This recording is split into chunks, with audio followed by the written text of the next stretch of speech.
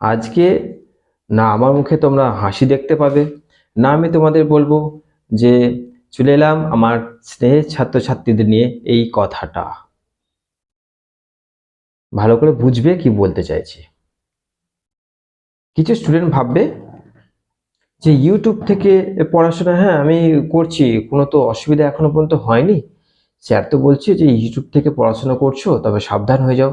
তো এর মধ্যে সাবধানতা কি কি আছে, চলো আজকে তোমাদের প্র্যাকটিক্যালি বোঝাবো, যুক্তিসঙ্গত। আমার কথার পেছনে তোমরা যুক্তি ছাড়া কিছু পাবে না, আর এখানে আমার কোনো স্বার্থ নেই। তোমাদের যেটা ইচ্ছা হয় তোমরা শেষে করবে, আমি জাস্ট তোমাদেরকে সাবধান করে দিচ্ছি, সাবধান করতে এলাম। ভালো করে দেখে নাও, ভালো করে বোঝো। তো প্রথম কথা হচ্ছে যে তোমরা পড়াশোনা করছো, ভালো জিনিস। তোমাদের বিষয় আছে, ধরো first semester, third semester, fifth semester বা সব সেমিস্টারই বলো না কেন। আমি এই তিনটে সেমিস্টার নাম কেন নিলাম, কারণ সামনে তোমাদেরই এক্সাম রয়েছে, তাই না? তো যারা কোথাও পড়ছে, যারা বই কিনে বইগুলো কমপ্লিট করছে, যারা অনলাইন কোনো কোচিং সেন্টার বা একাডেমি অর্থাৎ এখানে পড়াশোনা করছে, তাদেরকে বাদ দিলাম। তাদেরকে পুরো একটা সাইডে রেখে তাদের ব্যতীত যারা ইউটিউবের ভরসায় পড়াশোনা করছো, Bardhaman university, Kalyan university, Kolkata university, Jadavpur university, যাই হোক না কেন, প্রত্যেক সেই স্নেহের আদরের ছাত্রছাত্রীদের আমি যুক্তিসঙ্গত কিছু কারণ বলবো। আজকেও সেরকম একটা কিছুই ঘটলো, যার জন্য বেশি করে ভিডিওটা আপলোড করতে হলো। আমি অ্যাকচুয়ালি করতাম না এটা, কারণ যারা ইউটিউব থেকে পড়াশোনা করছো তারা করছো, যদি ক্ষতি হয় তোমাদের হবে, যদি লাভ হয় তোমাদের হবে, আমার কিছু না। কিন্তু আমি একটু বিকল্প।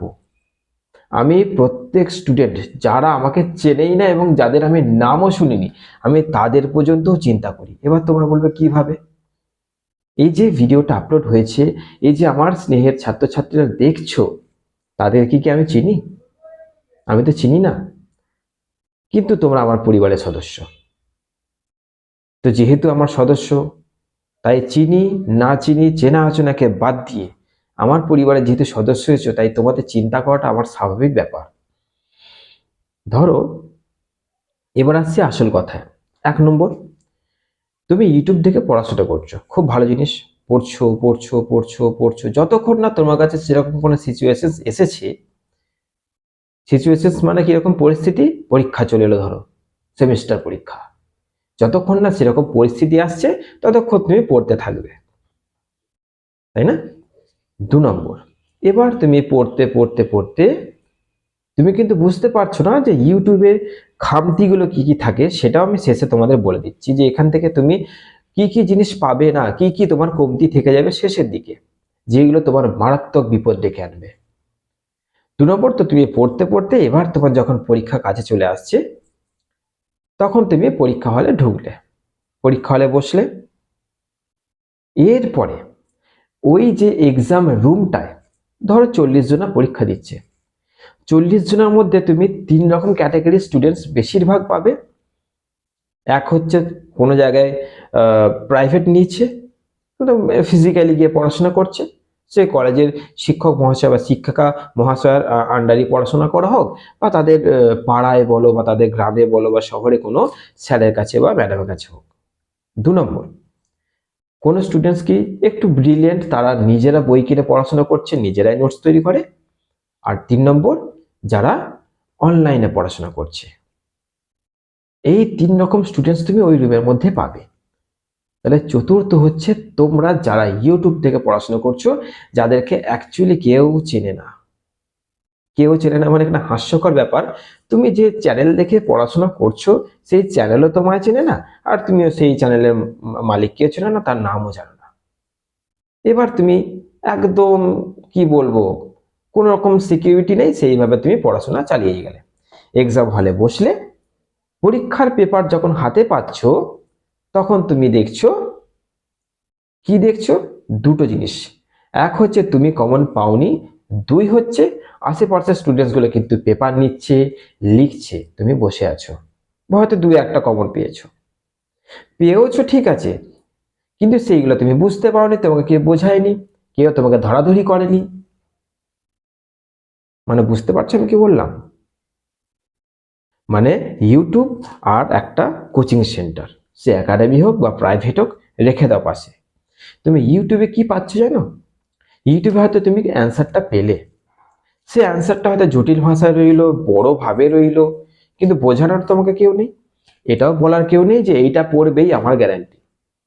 কিন্তু এইদিকে যিনি পড়াচ্ছেন, তিনি বছর বছর ধরে পড়াচ্ছেন, তার একটা এক্সপিরিয়েন্স রয়েছে। তিনি জানেন যে যাকে পড়াচ্ছি তার সাথে কথা বলছি, সে দুর্বল কোন দিক থেকে, তার কোনটাতে সুবিধা হবে তিনি জানেন। তাই সে হয়তো সহজ করে লেখালো, ছোট করে দিল, তাই না? তো এই প্র্যাকটিক্যালি জিনিসটা তোমরা অনলাইন অফলাইন এই কোচিং সেন্টারে গিয়েই পাবে। ইউটিউবে তুমি যার কাছে পড়াশোনা করছো, সে তোমার চেনে। যদি কোনো ক্রমে তোমাদের পরীক্ষার রেজাল্ট খারাপ হলো, সাপ্লি যদি চলে আসে, তখন তুমি কাকে অভিযোগটা জানাবে? বা কাকে বা তুমি বলবে যে স্যার সাপ্লি চলে এলো, এরপর একটু দেখুন না, যদি সাপ্লিটা না আসে একটু ভালো হয়, তুমি এটা কাকে বলবে?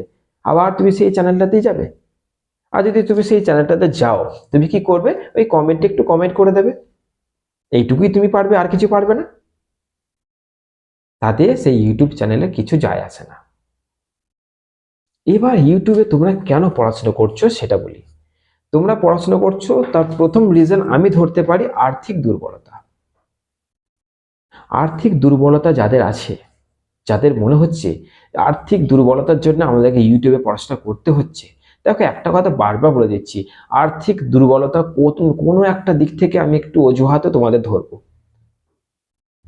তোমরা কলেজে যখন সেমিস্টার ফি, এক্সাম ফি গুলো দিচ্ছ, তখন সে টাকাটা কোত্থেকে আসছে? বহুত কষ্ট করে আসছে।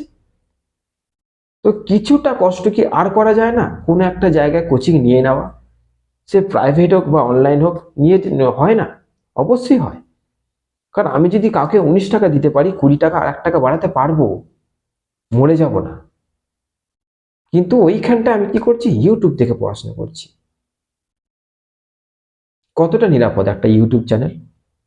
তোমাকে বোঝাবে, তোমাকে বলবে, তোমার সঙ্গে কথা বলবে, তোমাকে বুঝিয়ে দেবে। সে বলবে তুমি এই কটা করো না, এইগুলো করো, এই কটা করলেই তোমার হয়ে যাবে। কে বলবে এইগুলো? আপন ভাবে তোমার সাথে কথা কে বলবে? তুমি কি করছো? তোমার ধরো দেখা গেল, আমি ধরে নাও ফিফথ সেমিস্টারের কথাই বলছি, আমি ফার্স্ট সেমিস্টার থার্ড সেমিস্টার বলছি না, ধরে নাও, বা সব সেমিস্টার কি বলছি, যে তোমার যে সাবজেক্টটা রয়েছে, ধরো বাংলা আছে, তুমি একটা চ্যানেল খুললে, তুমি লিখলে ইউটিউবে সার্চ করলে তোমার বাংলা চ্যানেল দিয়ে থার্ড সেমিস্টার বাংলা বা ফিফথ সেমিস্টার বাংলা, অনেক সাজেশনস খুলে যাবে। কিন্তু সেখানে তোমাকে কোশ্চেন্স বুঝিয়ে দেবে কে আছে? যেই প্রশ্নটা আসবে এটা বুঝে নাও কে আছে।